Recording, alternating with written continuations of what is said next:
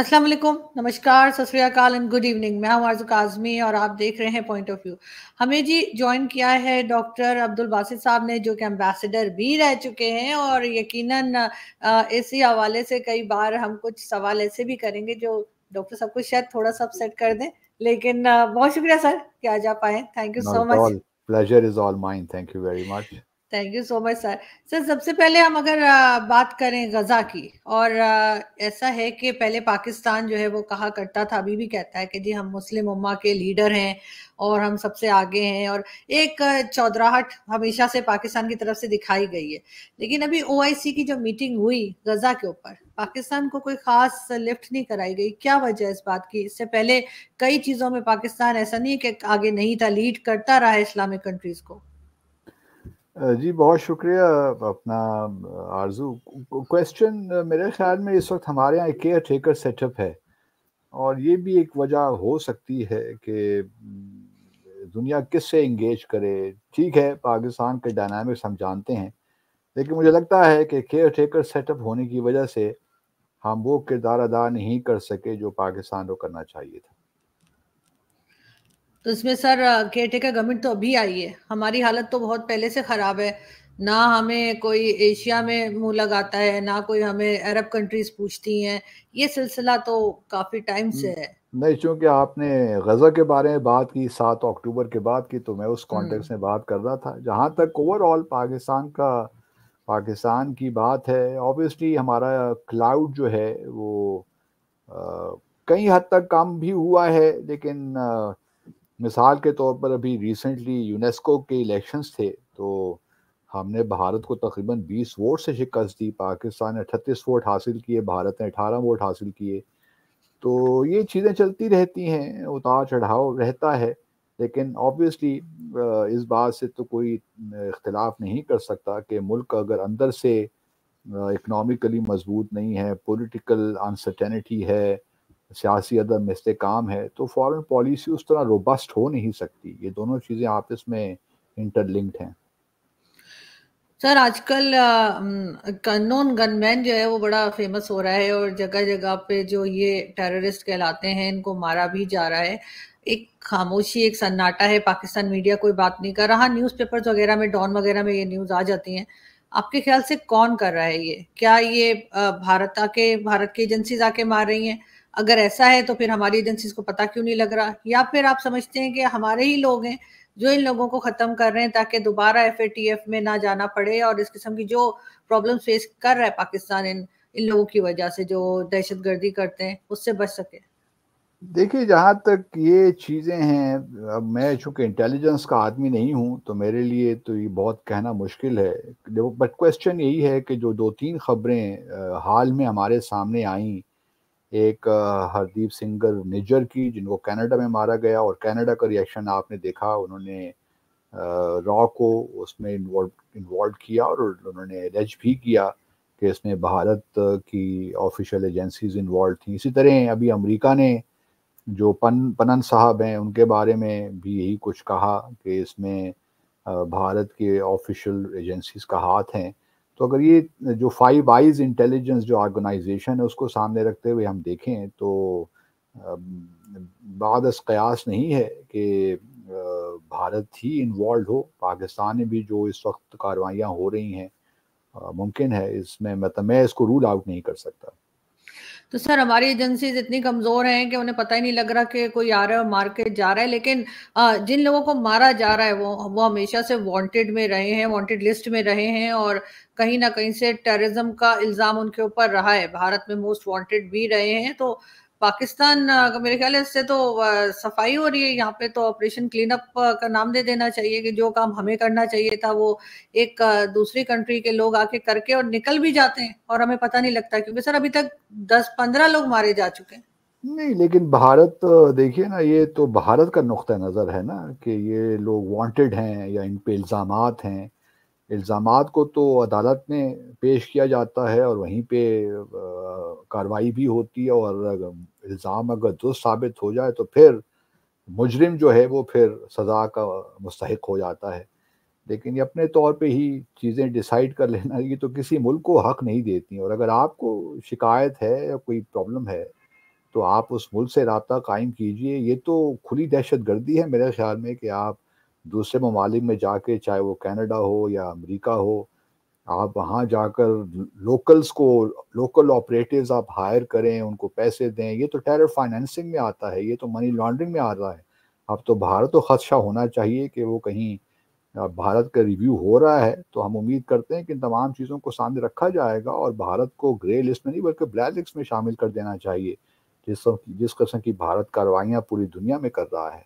اور پاکستان کے پاس بھی آئی ایم شور، کیونکہ پاکستان کا دیکھیے ذرا معاملہ ڈفرینٹ ہے. پچھلے 20 سالوں میں بھارت نے افغانستان کو بہت استعمال کیا اور وہاں پہ بہت سی ایسی آرگنائزیشن پاکستان میں جو بینڈ ہیں، آپ چاہے ٹی ٹی پی کی بات کریں یا بلوچستان ریپبلکن آرمی کی بات کریں، بلوچستان لبریشن آرمی کی بات کریں، تمام وہ آرگنائزیشنز ہیں جو پاکستان میں بینڈ ہیں. لیکن بھارت میں ان کو ان سب جتنے بھی بلوچستان کے سو کالڈ لیڈرز ہیں ان کو بڑی رسائی حاصل ہے. اور میں ذاتی طور پہ جانتا ہوں فار اے فیکٹ کہ کس طرح بھارت ان لوگوں کو فائنانس بھی کرتا ہے، ان کی فنڈنگ بھی کرتا ہے، اور اس کے مختلف طریقے ہیں.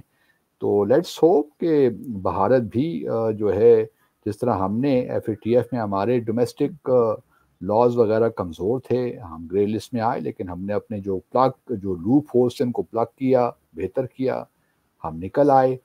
تو بھارت نے جو اس وقت کام شروع کر رکھے ہیں، بلکہ کئی سالوں سے کر رہا ہے.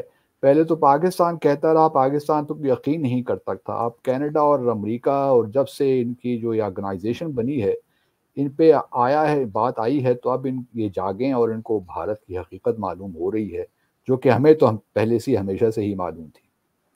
لیکن سر گرے لسٹ میں تو ہم گئے تھے، ہمارے اوپر جو ہے چاہے وہ حافظ سعید ہو، مسعود اظہر، داؤد ابراہیم اور نہ جانے کتنے نام ہیں جو کہ نہ صرف پاکستان میں یا بھارت میں بلکہ یونائٹڈ نیشن تک نے ان کو ٹیررسٹ ڈکلیئر کیا ہوا ہے، وہ پاکستان سے نکلتے ہیں. پرویز مشرف جو ہمارے ڈکٹیٹر بھی رہ چکے ہیں، انہوں نے بھی اپنی بک میں بھی کہا، انٹرویوز بھی موجود ہیں جس میں انہوں نے کہا جی ہم نے جہادی تیار کیے کشمیر میں بھیجنے کے لیے، فلسطین میں بھیجنے کے لیے، اور اسی طرح کے کئی چیزیں. ایون عمران خان لاسٹ جو پرائم منسٹر گئے ہیں جو آج کل اریسٹ ہوئے ہیں، انہوں نے کہا کہ جی 40,000 سے زیادہ ہمارے یہاں ٹیررسٹ ہیں. اور کئی یہ باتیں کئی لوگ مانتے بھی ہیں، دکھائی بھی دیتی ہے. انڈیا سے تو سر ایک سنگل بندہ ہمیں ایسا نہیں ملا جس کو ہم کہیں کہ جی یہ ٹیررسٹ ہے یا یونائٹڈ نیشن نے اس کو کہا ہو. تو پھر ہم کیسے بھارت پہ یہ الزام لگا سکتے ہیں؟ یعنی بھارت کی بہت سی آرگنائزیشن دنیا نے بین کی ہے، اور بڑے کنسرنز دنیا میں اگر آپ انٹرنیشنل میڈیا پڑھیں تو بہت سے ہیں. مثال کے طور پر بی جے پی کا جو ملٹری ونگ ہے بجرنگ دل، وہ تو بالکل ایک ٹیررسٹ آرگنائزیشن ہے، بلکہ آر ایس ایس کے خلاف بھی پرابلمز رہے ہیں. اور یہ کوئی ایسی وجہ نہیں ہوئی کہ بھارت کے اس وقت جو وزیر اعظم ہیں جب چیف منسٹر تھے تو ان کو ویسے ہی ان پہ ویزا بین لگ گیا تھا پوری دنیا میں انکلوڈنگ امریکہ اور یورپ میں. تو اسی کو وجوہات تو تھیں کہ اس قسم کے پرابلمز ان کو بھی فیس کرنے پڑے. تو ایسی کوئی بات نہیں ہے. ہمارے ہاں ایک مسئلہ یہ ہوا کہ افغانستان کی جنگ کی وجہ سے ہمیں بہت پرابلمز ہوئے. سوویت یونین کے آکوپیشن کے بعد 79 کے بعد ہماری نو ڈاؤٹ ہمارے لیے بہت پرابلمز کریٹ ہوئے، اور ابھی تک ہم ان مشکلات میں گرفتار ہیں. ایف اے ٹی ایف میں ہم ایک دفعہ نہیں گئے بلکہ دو بار ہم گرے لسٹ میں گئے، بلکہ بلیک لسٹ میں بھی ہم تھوڑے عرصے کے لیے تھے. لیکن ہم نے اپنے قوانین کو بہتر کیا ہے، اور میں امید کرتا ہوں کہ جو بھی ہم نے پروسیجرز اپنے بنائے ہیں بہتر کیا ہے، ان پہ ہم چلتے رہیں گے. باقی یہ آپ مت سمجھیے کہ بھارت میں ایسے حالات نہیں ہیں. بھارت میں اس کے باوجود کہ ان کو افغانستان جیسی سچویشن کا سامنا نہیں کرنا پڑا، لیکن وہاں پہ جس قسم کی ملیٹنسی ہے، جس قسم کا ایکسٹریمزم ہے، وہ ہم سب جانتے ہیں. ورنہ گجرات میسیکر نہیں ہوتا. ابھی بھی جو اقلیتوں کے ساتھ ہو رہا ہے، چاہے مسلمان ہو یا منی پور میں جو کچھ ہو رہا ہے کرسچنس کے ساتھ، ان سے ہم سب واقف ہیں. دنیا واقف ہے. آپ کو بی بی سی کی ڈاکومنٹری دکھانے نہیں دی جاتی بھارت منی پور میں جو اقلیتوں کے ساتھ ہو رہا ہے. تو ایسی بات نہیں ہے. ایکسٹریمزم دیکھیں ہر معاشرے میں ہے، اور بدقسمتی ہے ابھی جو آپ دیکھ رہی ہیں اسرائیل اور فلسطین میں، وہ زائنسٹ کون ہیں؟ یہ وہی لوگ ہیں. تو پاکستان کو سنگل آؤٹ کرنا میں نہیں سمجھتا کہ کسی طور بھی مناسب ہے. ہر ملک کے پرابلمز ہیں، کوئی ملک پرفیکٹ نہیں ہے، اور فالٹ لائنز بھی ہر ملک میں ہیں. ہماری اپنی فالٹ لائنز ہیں، ہم کوشش کر رہے ہیں ان سے نبرد آزما ہونے کی. سر مائنورٹیز کا تو خیر ہمارے یہاں بھی بہت برا حال ہے. چرچز تو ہم نے بھی جلائے تھے ابھی کچھ دن پہلے. پنجاب میں 20-21 چرچ جلا دیے گئے تھے. لوگوں کو یہاں بھی مارا جاتا ہے, ہندو بچیوں کو اٹھا کے یہاں بھی لے جایا جاتا ہے, بڑا کچھ ہوتا ہے. لیکن سر آپ نے انڈین پرائم منسٹر کی بات کی کہ ان کو ویزا نہیں دیا جاتا تھا, تو سر اس کے بعد کی بھی تو آپ دیکھیے نا کہ کیا ہوا. اب ہر کنٹری انہیں ویزا دیتی ہے. امریکن پریزیڈنٹ ان کی کنٹری میں وزٹ کرتے ہیں, ان کو بلاتے ہیں. اسلامک کنٹریز کی اگر ہم بات کریں تو اسلامک کنٹریز ان کو اپنے یہاں کے بڑے بڑے ایوارڈز جو ہیں وہ دے رہی ہیں. تو پھر ان لوگوں کو کیوں نظر نہیں آ رہا کہ بھارت میں, یا اگر بھارتی پرائم منسٹر مودی جی نے بڑا کچھ غلط کیا ہے تو پھر یہ اسلامک کنٹری والے کیوں اتنا زیادہ ان کو ہار پھول پہنا رہے ہوتے ہیں؟ دیکھیے جہاں تک پاکستان کا آپ نے ذکر کیا اقلیتوں کا, یہاں پہ اور بھارت میں بڑا فرق ہے. پاکستان میں اگر اقلیتوں کے خلاف کچھ ہوتا ہے, یہاں پہ گرجا گھروں کو کچھ لوگ ان کی جو ہے کیا کہنا چاہیے, ان کے خلاف کوئی اقدامات لیتے ہیں تو وہ ایک لوکل سطح پہ ہوتا ہے, افراد کی سطح پہ ہوتا ہے, اس میں حکومت کنائب نہیں کرتی. بھارت میں ذرا معاملہ ڈیفرنٹ ہے. بھارت میں تو حکومت ان چیزوں کو انکریج کر رہی ہے. آج کی جو حکومت ہے بی جے پی کی, کہ وہ اقلیتوں کے مسلمانوں کے خلاف کام, وہاں پہ کوئی اس قسم کا ریاکشن حکومت کی جانب سے ہم نے نہیں دیکھا. ہمارے ہاں تو اگر کوئی اس قسم کی کارروائی کرتا ہے کرسچنس کے خلاف یا ہندوؤں کے خلاف بھی فار دیٹ میٹر, تو حکومت ایکشن میں ضرور آتی ہے. تو یہ ایک بنیادی فرق ملحوظ رکھنا چاہیے کہ ہمارے ہاں حکومت کی کنائمنس نہیں ہوتی, وہاں تو بالکل کمپلسٹ ہیں اس معاملے میں. دوسرا جو آپ نے کہا کہ کیوں نہیں کرتے, یہ بڑا اچھا سوال ہے. ہم بھی یہی سوال کرتے ہیں کہ بھئی آپ کو کیوں نظر نہیں آتا کہ مودی صاحب نے جو کچھ کیا, یا جو ابھی بھی بی جے پی اقلیتوں کے ساتھ کر رہی ہے, تو آپ کیوں ایسا کام کر رہے ہیں کہ مزید ان کو آپ امبولڈن کر رہے ہیں, آپ بیٹ کر رہے ہیں کہ آپ یہ تمام چیزیں کرتے رہیں. ہمارا بھی دنیا سے یہی سوال ہے, اور ہم امید کرتے ہیں کہ دنیا اپنا ریاکشن صحیح معنوں میں دکھائے گی. لیکن اس سے ایک بات یہ بالکل واضح ہوتی ہے کہ جو ہے اکنامک انٹرسٹ جو ہیں, جو اسٹریٹجک انٹرسٹ ہیں, وہ ڈومینیٹ کرتے ہیں. جو انٹرنیشنل ایک آرڈر بننا چاہیے تھا رولز پہ, پرنسپلز پہ, مورلز پہ, وہ نہیں ہے. جس کی لاٹھی اس کی بھینس والی بات ہے. تو یہ ہمیں انٹرنیشنل ریلیشنز میں نظر آتا ہے, اور یہ کوئی اچھنبے کی بات بھی نہیں ہے. یہ دنیا میں ہمیشہ سے ہوتا رہا ہے اور ہوتا رہے گا. تو اس لیے پاکستان کو چاہیے کہ اپنے آپ کو اندر سے مضبوط کرے, اپنی اکانومی کو مضبوط کرے, اپنے سیاسی حالات کو ٹھیک کرے. تو کوئی وجہ نہیں ہے کہ دنیا ہماری طرف بھی دیکھے گی, ہماری بات ہی مانے گی. سر اگر گورنمنٹ کوئی ایکشن نہ لے, مائنورٹیز کے خلاف کچھ بھی ہو رہا ہو, چاہے ان کے مندر توڑ دیں, چاہے چرچ توڑ دیں, چاہے ان کی بچیوں کو زبردستی کلمہ پڑھا کے مسلمان بنا کے کسی کے ساتھ شادی کر دیں, ان کی زمینوں پہ قبضے ہیں. میں پرسنلی کئی لوگوں کو جانتی ہوں. اور اس کے بعد میاں مٹھو, جس کے ساتھ جنرل باجوہ کی بھی پکچرز ہیں, عمران خان صاحب بھی وہاں کھڑے ہوئے تھے, اس کے ساتھ پکچر بنا رہے تھے. اگر یہ کچھ بولتے نہیں ہیں اور جا کر ساتھ کھڑے ہو جاتے ہیں, تو سر یہ بھی تو سپورٹ کرنا ہی ہوا نا. گورنمنٹ سپورٹ ہی تو کرتی ہے, اسٹیبلشمنٹ سپورٹ کر رہی ہے ان چیزوں کو. مائنورٹیز جو ہیں ہمارے ہاں کتنی کم ہو گئی ہیں, یعنی کہاں جب 1947 میں جو نمبر تھا, اب تو شاید 2% بھی نہیں ہے. اور بھارت کی مائنورٹی جو ہے بہت, آپ دیکھ سکتے ہیں ان کا فگرز کہاں سے کہاں پہنچ گئے. وہ لوگ کہیں بھی روڈ پہ کھڑے ہو کر, میڈیا میں بیٹھ کر کچھ بھی کہہ دیتے ہیں گورنمنٹ کو, یا ایون ریلیجن پہ بول دیتے ہیں.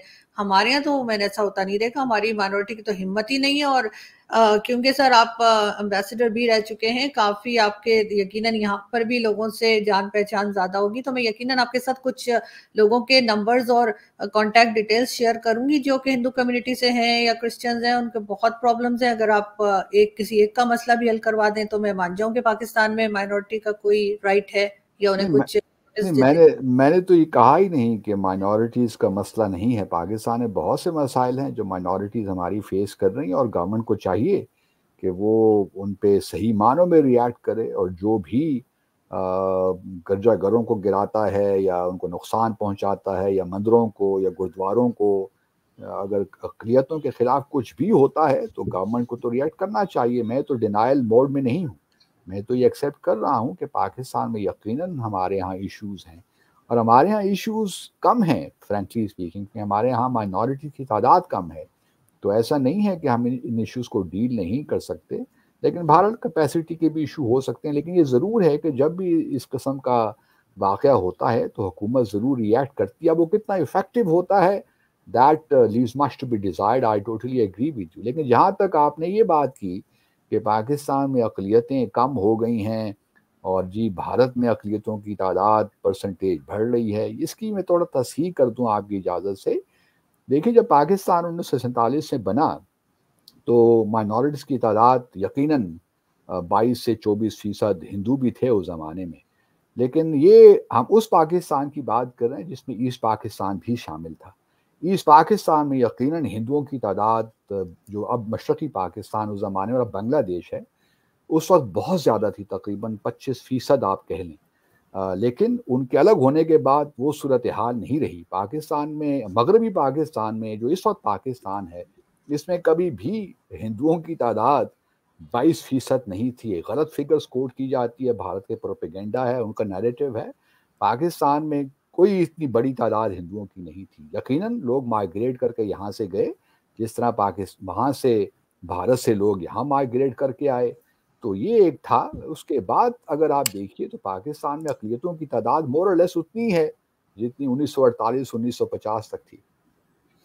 لیکن سر بہرحال بہت جو ہے اتنی کم بھی نہیں ہو جانی چاہیے تھی جو ہو گئی ہے، اور اس میں بہت ہاتھ جو ہے ایسے لوگوں کا بھی ہے جو زبردستی سب کو مسلمان کرنے پہ تلے میں، اور اس کے اوپر گورنمنٹ کوئی ایکشن نہیں کرتی. اور یقیناً اس میں کہیں نہ کہیں جا کر جو بھٹو صاحب کی گورنمنٹ تھی اور اس کے بعد ضیاء الحق کا جو ایک زمانہ گزرا، اس میں اس کا ضرور آتا ہے کہ جس کی وجہ سے پاکستان کی یہ حالت خراب سے خراب تر ہوتی چلی گئی. اور کئی لوگ اس وقت بھی بہت زیادہ پریشان ہیں، زیادہ ہوپفل نہیں ہیں کہ ان کو پاکستان میں رہتے ہوئے وہ آرام سے رہ سکتے ہیں. جبکہ بھارت کی مائنورٹیز کو ہم دیکھتے ہیں کہ وہ ہر شعبے میں آپ کو نظر آتے ہیں، ہر فیلڈ میں ان کے لوگ ہیں. لیکن یہاں پر ایسا نہیں، ایون میڈیا میں بھی آپ کو دکھائی نہیں دیں گے. ان کے میڈیا کو اگر آپ دیکھیں تو آپ کو بہت سے مسلمز اور کئی دوسرے ریلیجن کے لوگ دکھیں گے. ہمارے یہاں جو ہے ہم نے ایک بس چھاپ بنا رکھی ہے، اس سے زیادہ کچھ نہیں. دس از واٹ آئی فیل. لیکن سر اگر ہم بات کریں تھوڑا جیو پالیٹکس پہ آئیں تو آپ کو کیا لگ رہا ہے کہ بھارت آگے جا رہا ہے اپنے اکانومی کے لحاظ سے، کئی دوسری چیزوں میں بنگلہ دیش آگے جا رہا ہے، اور باقی کنٹریز بھی، آپ کہاں دیکھتے ہیں پاکستان کو 20 سال بعد 30 سال بعد پاکستان کچھ کر پائے گا، یا ہم ایسے ہی کٹورا لے کے اور پوری دنیا میں پھرتے رہیں گے؟ دیکھیے پہلی بات تو میں آپ کی مانتا ہوں ایک کہ بھئی پاکستان کے جو حالات ہیں، ہم بھی جب پیدا ہوئے تو ہمیں بھی یہی کہا گیا کہ پاکستان بہت ایک نازک موڑ سے گزر رہا ہے، اور آج تک یہ جملہ ہم سنتے ہیں کہ یہ نازک موڑ ہی ہے.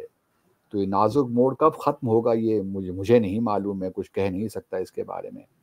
لیکن پاکستان کے ایشوز جو ہیں وہ کچھ تو ہمارے اندرونی ایشوز ہیں، اور انہی اندرونی ایشوز پہ ہمیں فوکس کرنا چاہیے.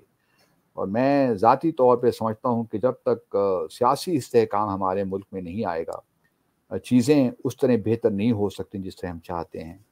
اور اس کے لیے ضرورت اس امر کی ہے کہ ہم تھوڑی سی انٹروسپیکشن کریں، دیکھیں کہاں کہاں سے ہم سے غلطیاں ہوئیں، اور کس طرح ہم ایک ایسا سیاسی نظام لا سکتے ہیں جو کہ ہماری ضروریات کے مطابق ہو. بعض اوقات ایسا بھی ہوتا ہے کہ ہم مغرب کی تقلید میں، انٹی تقلید میں ہم بہت سی ایسی چیزیں کر لیتے ہیں جن کا پاکستان کے زمینی یا معروضی حقائق سے کوئی اس کی مناسبت نہیں ہوتی.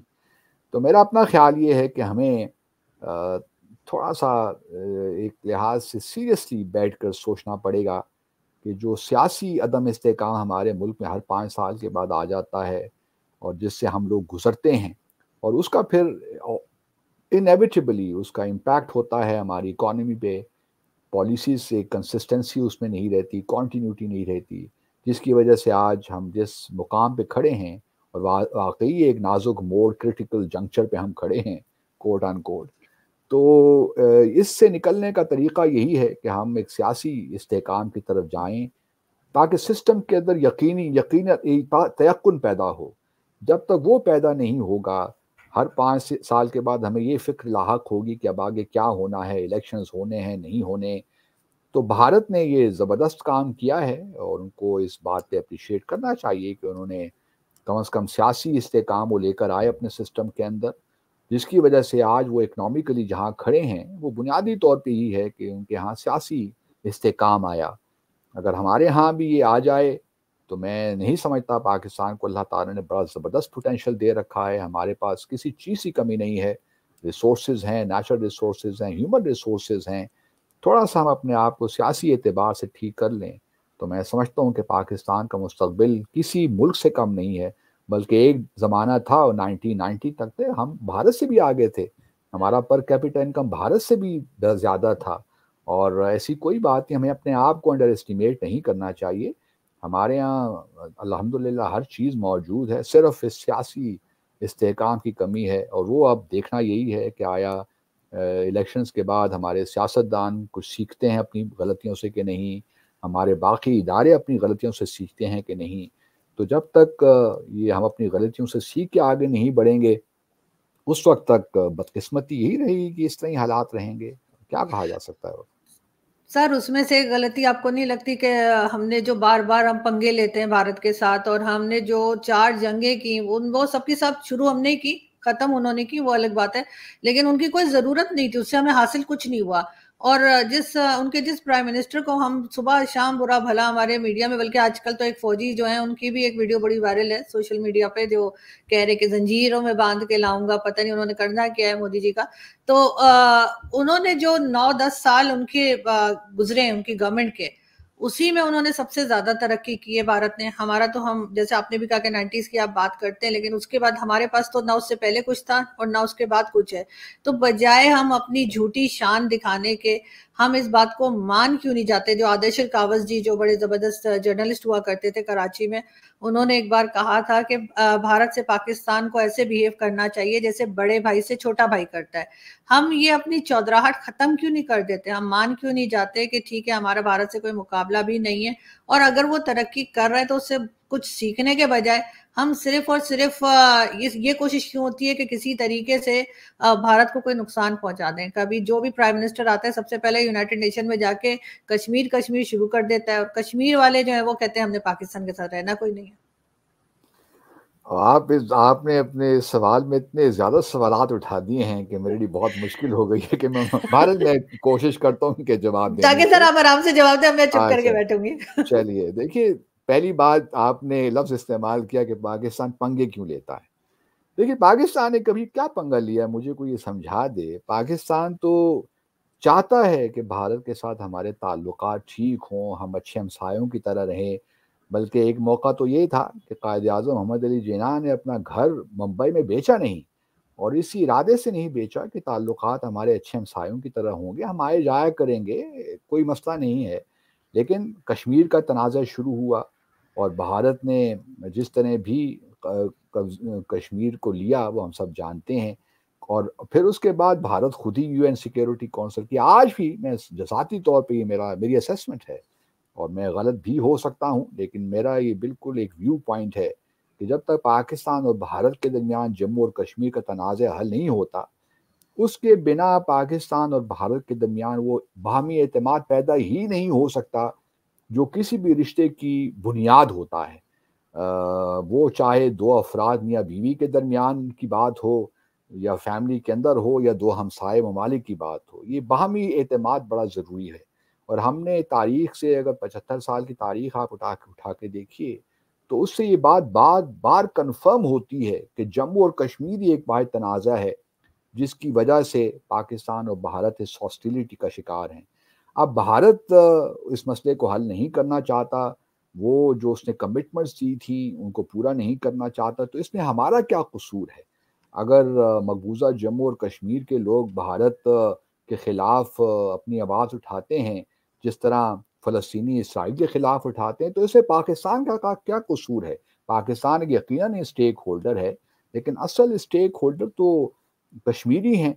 अगर भारत को इतना, जिस तरह आपने भी कहा कि कश्मीर के लोग अब जाना चाहते हैं, भारत के साथ रहना चाहते हैं, उनको कोई प्रॉब्लम नहीं है, तो मैं तो अक्सर अपने भारत के दोस्तों को यही कहता हूँ कि अगर आपको इतना एतमाद है कि कश्मीरी आपके साथ खड़े हैं, आज़ाद जम्मू और कश्मीर के लोग भी आपके साथ मिलना चाहते हैं, गिलगित बल्तिस्तान के मिलना चाहते हैं, तो खुदारा यार प्लेबिसिट करवा दीजिए, आज़ाद जम्मू और कश्मीर भी ले लीजिए, गिलगित बल्तिस्तान भी ले लीजिए, सारे मामला ख़त्म हो जाएंगे और हम अच्छे लोगों की तरह रहेंगे। जहाँ तक ये कि जी हम भारत को तस्लीम क्यों नहीं कर लेते बड़ा भाई, हम बड़ा भाई तब तस्लीम कर लेंगे जब भारत बड़े भाई की तरह अपना किरदार अदा करेगा।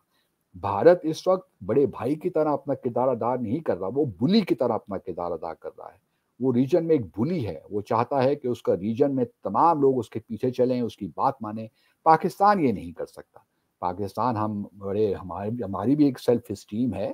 ہم بھی کوئی چھوٹا موٹا ملک نہیں ہے. 230 23-24 کروڑ لوگوں کا ملک ہے یہ. ہم بھی نیوکلیئر پاور ہیں. ایسی کوئی بات نہیں ہے کہ پاکستان نے کوئی اچیو دنیا میں نہیں کیا. ہم نے بہت کچھ اچیو کیا ہے نامساعد حالات کے باوجود بھی. اور ہمیں اپنے ایک 75 سالہ تاریخ میں فخر ہونا چاہیے. جب پاکستان بنا تھا تو we literally started from scratch, literally from scratch. ہمارے پاس تو آفس میں کامن جو پنز ہیں وہ بھی نہیں تھی، اور ہم یہ جو کانٹے تھے ان سے کاغذ کو جوڑا کرتے تھے، جو ہمارے بڑے بزرگ ہمیں بتاتے ہیں. تو ایسی بات نہیں ہے. پاکستان نے بہت کچھ اچیو کیا ہے. ہم بھارت سے بہت آگے ہوتے، جس طرح میں نے پہلے عرض کیا. اگر ہمارے ہاں سیاسی استحکام ہوتا، ہم نے وقت پہ لینڈ ریفارمز کر لیے ہوتے، اپنی تھوڑا بہت ایجوکیشن پہ توجہ دی ہوتی. لیکن اس کے باوجود کہ ہم نے ان چیزوں پہ توجہ نہیں دی، لیکن پھر بھی ہم نے ایک مقام حاصل کیا ہے اسلامی دنیا میں، اور ہمیں اس پہ فخر ہونا چاہیے. اپنے آپ کو اتنا انڈر اسٹیمیٹ نہیں کرنا چاہیے. اور جس طرح میں نے پہلے عرض کیا، بھارت اگر بڑے بھائی کا کردار ادا کرے گا تو ہم شاید اس کو تسلیم بھی کر لیں. لیکن جب وہ بلی کرے گا تو بلی کو تو ہم سمجھتے ہیں کہ اس کو پھر مارنا ہی چاہیے، اس کو اس طرح تسلیم نہیں کرنا چاہیے. لیکن سر فرق تو ہوتا ہے. ایک کنٹری جو ہے وہ پیسے دے کر سامان لے رہی ہے، دوسری جو ہے وہ ادھار لے رہی ہے، اور یا پھر کسی طریقے سے قسطوں پہ پیمنٹ دے رہے ہیں اور لوگوں سے پیسہ مانگ رہے ہیں بار بار. ہم نے تو نہیں دیکھا کہ آئی ایم ایف کے پاس ایک بار سے زیادہ کبھی بھارت گیا ہو سکتا ہے 2 بار گیا ہو، مجھے ایک ہی بار کا معلوم ہے. لیکن اس کے بعد میں نے نہیں دیکھا اپنی کنٹری کو. میں نے تو جب سے ہوش سنبھالا ہے میں یہی سن رہی ہوں کہ آئی ایم ایف کے پاس ہے، اور یا پھر ورلڈ بینک سے مانگ رہے ہیں یا سعودی عرب سے مانگ رہے ہیں، اب چائنا کو چونا لگا رہے ہیں. تو سر کیسے آپ کمپیئر کر سکتے ہیں کہ جی ہم بڑے اسٹرانگ ہیں اور ہماری بڑی عزت ہے؟ کبھی بھکاری کی عزت ہوتی ہے کیا؟ نہیں، ہمیں کمپیئر کرنے کی ضرورت ہی نہیں ہے. ان کے اپنے معاملات ہیں، ان کے اپنے ایشوز ہیں، ان کے اپنے چیلنجز ہیں، ہمارے اپنے چیلنجز ہیں. ہمیں کیا ضرورت پڑی ہے؟ میں تو کبھی بھارت کے ساتھ اپنے آپ کو کمپیئر نہیں کرتا. بس وہ ایک الگ ملک ہے، ہم الگ ملک ہیں. ٹھیک ہے، ہماری تاریخ، ہمارا جغرافیہ، سب چیزیں ہیں وہ اپنی جگہ پہ. ہمارے ڈسپیوٹس بھی ہیں، لیکن کمپیریزن لوگ اس لیے کرتے ہیں تاکہ کچھ سیکھیں. اگر بھارت کے ساتھ بھی کچھ لوگ کمپیریزنز ڈرا کرتے ہیں تو ایک نقطہ نظر یہ ہوتا ہے کہ پاکستان کو ذرا نیچے دکھائیں. دوسرا جو محب وطن پاکستانی ہیں وہ یہ اس لیے کمپیریزنز کرتے ہیں کہ تھوڑا سا اپنے آپ کو شرم دلائیں. یہ بھی ہو سکتا ہے. دیکھیں، بھارت میں جو اچھی چیزیں ہیں ہم سب اس کو ایکنالج کرتے ہیں. میں ذاتی طور پہ بہت سی ایسی چیزیں ہیں جو میں ایکنالج کرتا ہوں اور اپریشیٹ بھی کرتا ہوں. لیکن سوال یہ نہیں ہے کہ اگر بھارت میں اچھی چیزیں ہیں تو ہم ان کی جو ہے غاصبانہ قبضے کو جموں اور کشمیر میں اس کو تسلیم کر لیں، یا جو کچھ بھی وہ کرے وہ سب جائز ہے. یہ نہیں ہو سکتا. جو حکومتیں ہیں، دیکھیے، تمام یونائٹڈ نیشن میں تمام ریاستوں کا ایک ہی ووٹ ہے، چاہے وہ کوک آئی لینڈز ہے، پاکستان ہے، میانمار ہے، بنگلہ دیش ہے، بھارت ہے. سب کا ایک ہی ووٹ ہے. ہم سب سوورن ممالک، ہمیں تسلیم کیا جاتا ہے. تو قانونی اعتبار سے تو کوئی فرق نہیں ہے. لیکن یہ بات بھی آپ کہہ سکتی ہیں کہ جی P5 کنٹریز ہیں، ان کو ویٹو کا حق حاصل ہے. ٹھیک ہے، وہ میجر پاورز ہیں، وہ بھی ایک اب ایبریشن سی لگتی ہے، کیونکہ اس کو بھی اب ختم ہو جانا چاہیے میرے خیال میں. لیکن وہ ایک سیپریٹ بحث ہے. لیکن سوال یہ پیدا ہوتا ہے کہ پاکستان اور بھارت کے تعلقات کیسے ہونے چاہیے. اگر آپ مجھے یہ کہیں کہ ہم بھارت کی جو ہے اس کی ایک لحاظ سے یہاں پہ اس طرح تسلیم کر لیں جس طرح وہ چاہتا ہے، وہ نہیں ہو سکتا میرے خیال میں. کیونکہ پاکستان ہمارا ایک نیشنل سائیکی بھی ہے، اور ہمارا پھر جو اہمیت ہے ہماری، وہ اس کو تسلیم نہیں کرے گی. آفٹر آل ہم نے بر صغیر پہ مسلمانوں نے 1000 سال حکومت کی ہے. اسی کا بدلہ تو اب یہ BJP لے رہے ہیں اپنے مسلمانوں سے. ہندو جو وہاں پہ بھارت کے مسلمان ہیں، اسی لیے وہاں پہ گھر واپسی کا پروگرام شروع کیا ہوا ہے، لو جہاد شروع کیا ہوا ہے، اور پتہ نہیں کون کون سے مسلمانوں کے خلاف انہوں نے پروگرام شروع کر رکھے ہیں RSS نے اور ان کی ایفیلیٹڈ پارٹیز نے. تو یہ اگر آپ دیکھیں تو ایک ہندوانہ جو تعصب ہے مسلمانوں کے خلاف، اور خاص طور پہ BJP کا اور جو یہ سنگ پریوار ہے، بالکل صاف نظر آتا ہے. کوئی بھی ذی شعور شخص ان کو ڈینائی نہیں کر سکتا. اور اس پہ تو اب بڑے ہیومن رائٹس واچ اور انٹرنیشنل ایمنسٹی اور دنیا بھر کی جو انسانی حقوق کی تنظیمیں انہوں نے تو ڈاکومنٹس کر دی ہیں تمام چیزیں، اور ڈاکومنٹڈ ہیں یہ چیزیں. تو چونکہ بھارت کی ایک اکانومی ہے، اس کی بہت بڑی مارکیٹ ہے، تو دنیا ان چیزوں کو نظر انداز کر رہی ہے. لیکن پاکستان سب جانتا ہے بھارت کے بارے میں، ہم سے کوئی بات ڈھکی چھپی نہیں ہے جہاں تک بھارت کا تعلق ہے. سر ظاہر ہے ہم بھارت کا حصہ تھے تو ہم سے تو کوئی بات ڈھکی چھپی ہم نہیں بھارت ہوگی. کا حصہ نہیں تھے، ہم بر صغیر میں تھے اور ہم الگ ہوئے، ہم بھارت کا کبھی حصہ نہیں تھے. تو سر وہ پورا سب کانٹیننٹ ایک ہی تھا نا، بھارت ہی سب کہلاتا تھا. پاکستان تو سر بعد میں بنا ہے. دوسرا نہیں ہم جو ہے وہ آپ جو مغلوں کی بات کر رہے ہیں تو وہ مغل بھی تلوار کے زور پہ آئے تھے، اور جو لوگوں کو مسلمان کیا تھا وہ بھی تلوار کے زور پہ تو کیا تھا. اس زمانے میں یہی تھا نا، اس زمانے میں تو تلوار ہی کے زور پہ سب کام چلتے تھے. تو دنیا میں جو بھی سر یہ تو فتوحات ہوئیں سر دنیا میں ریلیجن کا تو اپنی مرضی ہونی چاہیے نا. تلوار کے زور نہیں پہ تو نہیں کوئی بھی کلمہ دیکھیے، پڑھ دے گا. نہیں کوئی کسی نے تلوار کے زور پہ نہیں کیا. اگر آپ دیکھیے تو بر صغیر میں جو اسلام آیا تھا وہ ساؤتھ کو، کیرلا میں لوگ عرب دنیا سے تجارت کر کے آئے، تاجر آئے، اور یہاں پہ جو اس وقت کی اگر تاریخ پڑھیں تو جو اس وقت کے حکمران تھے انہوں نے جب ان مسلمانوں کو دیکھا، ان کے کردار کو دیکھا، ان کا کام کرنے کا طریقہ دیکھا، تو وہ خود مسلمان ہوئے. محمد بن قاسم تو بہت بعد میں آئے. اصل تو جو اسلام، اگر آپ بر صغیر کی جا کے دیکھیے، کیرلا میں سب سے پرانی مسجد بر صغیر کی مسجد وہاں پہ موجود ہے. تو لوگوں کو یہ بھی ایک لحاظ سے مسکنسیپشنز ہیں کہ پاکستان اسلام جو بر صغیر میں آیا وہ محمد قاسم کی طرف سے آیا. ایسی بھی کوئی بات نہیں ہے. اسلام نے ہمیشہ جو ہے اسی طرح ہمارا ایک اسلام پھیلا. اور جو لوگ یہ باتیں کرتے ہیں کہ فتوحات ہوئی، تو سارے زمانے میں یہی تھا. اگر روم میں کرسچینٹی آئی تو کس طرح آئی؟ باقی دنیا میں بھی یہی فتوحات ہی ہوا کرتی تھیں. اس زمانے میں یہی قانون تھا کہ آپ جس کو فتح کر لیں بس وہ ہو جاتا ہے. تو مسلمانوں نے بھی اگر فتوحات دنیا بھر میں کی اور اسلام اس طرح پھیلا تو اس میں بھی کوئی حرج نہیں ہے. ساری دنیا میں اس زمانے میں قانون ہی یہی تھا کہ آپ جنگیں لڑیں، تلوار کے زور پہ کریں.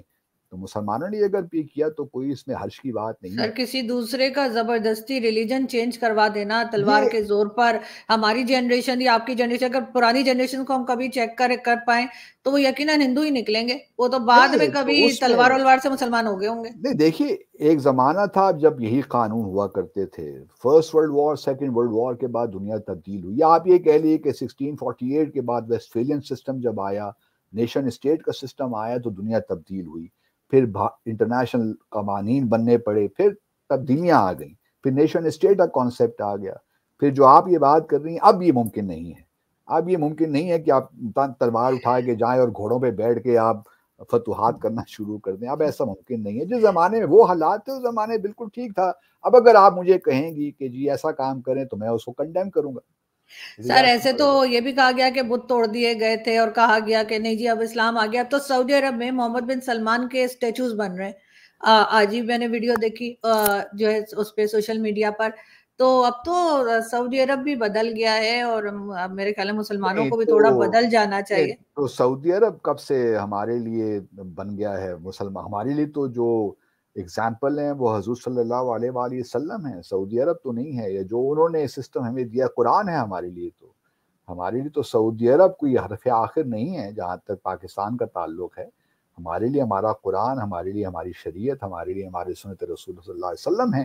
ہم نے تو ان سے لینا ہے. سعودی عرب جو کرتا رہے. سعودی عرب ایک زمانے میں اس طرف تھے، سلافی تھے. اب ٹھیک ہے محمد بن سلمان کی آنے کی وجہ سے ان کا ویژن تبدیل ہو گیا. تو اس کا ہرگز مطلب یہ نہیں ہے کہ اسلام تبدیل ہو گیا ہے. ملکوں کی پالیسیز تبدیل ہوتی رہتی ہیں. ٹھیک ہے سر ریفارم ہونے کی گنجائش تو ہمیشہ رہتی ہے، ہر چیز میں رہتی ہے. ایسے تو پھر ان لوگوں کو اونٹوں پہ جانا چاہیے حج عمرہ کرنے کے لیے. کیوں یہ کس جہاز میں استعمال کرتے ہیں، ٹیکنالوجی کیوں یوز کرتے ہیں کافروں کی بنائی ہوئی؟ کون سے مسلمان نے موبائل یا انٹرنیٹ یا کوئی چیز ایجاد کر دی ہے؟ یہ سب استعمال کرتے ہیں. اس کے بعد برا بھلا بھی انہی کو کہتے ہیں اور کہتے ہیں ہم ساری تو فتوحات اسلام کی ہیں. ایسے کیسے؟ سوائے دیکھیں، تلوار پہ مسلمان بنانے کی کوئی فتوحات مجھے تو نظر نہیں آتی. نہیں ایسی بات نہیں ہے. مسلمان دیکھیے جو یہ ڈیولپمنٹ ہوتی ہے نا، سائنس کی ڈیولپمنٹ، یہ ایک پروسیس کا نام ہے. یہ تاریخ آگے چلتی رہتی ہے. کبھی ایک قوم آگے آتی ہے بڑھ کے، اس نے اپنا کنٹریبیوٹ کرتی ہے. کبھی دوسری قوم آتی ہے مسلمانوں نے بھی بہت کنٹریبیوٹ کیا. آپ اسپین کے مسلمانوں کو دیکھیے کس طرح انہوں نے، یا عرب دنیا نے کس طرح ایک نیا ریولوشن لے کر آئے وہ سائنس میں. یہ آپ جو ایسٹرونومی میں آپ دیکھیے، ریاضی میں آپ دیکھیے، الجبرا، بہت سی چیزیں ہیں میں آپ کو گنوا سکتا ہوں جس سے مسلمانوں نے بہت زبردست کنٹریبیوشن کیا ہے. ٹھیک ہے ہمارا ایک پیریڈ رہا، بلکہ انحطاط ہی رہا، زوال ہی رہا کچھ عرصے کے بعد، کیونکہ ہمارا جو پولیٹیکل سسٹم تھا وہ پھر تھوڑا بہت ایک لحاظ سے آپ کہہ لیجئے کہ اس طرح پروموٹ نہیں کر سکا سائنس اور ٹیکنالوجی کو کرنا چاہیے تھا. یہ مسلمانوں کی بحیثیت مجموعی بدقسمتی رہی ہے اور آج تک ہے. میں سمجھتا ہوں کیونکہ نالج ڈیفیسٹ ہے ہمارے ہاں، اس طرح تعلیم اور علم پہ اتنا ایمفیسس نہیں ہے جس طرح قرآن ہمیں بتایا ہے کہ ایمفیسس ہونا چاہیے، ہمیں ہر بات پہ سوچنا چاہیے. وہ نہیں ہے، اس لیے ہم آج بے یار و مددگار بھی ہیں اور بے بس بھی ہیں. یہی وجوہات ہیں. Absolutely right.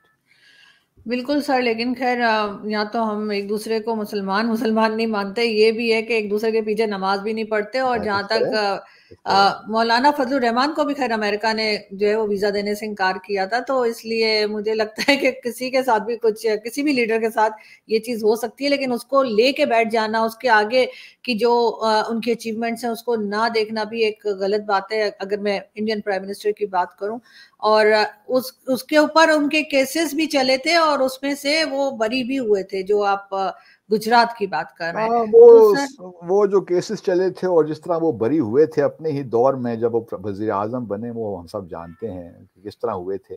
چلیے اب اس پہ کیا بحث کرنی ہے. بالکل he is the prime minister or he is all set to become prime minister third time. So I have no issue with that.